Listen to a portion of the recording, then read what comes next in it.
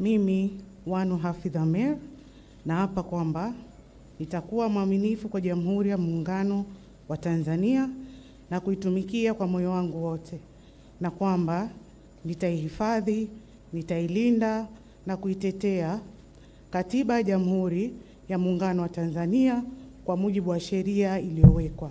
Ewe Mwenyezi Mungu nisaidie.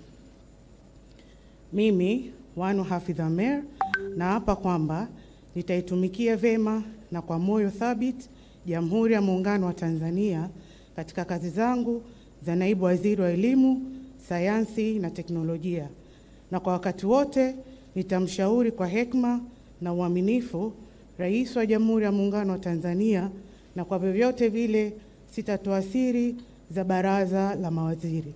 Ewe Mwenyezi Mungu nisaidie.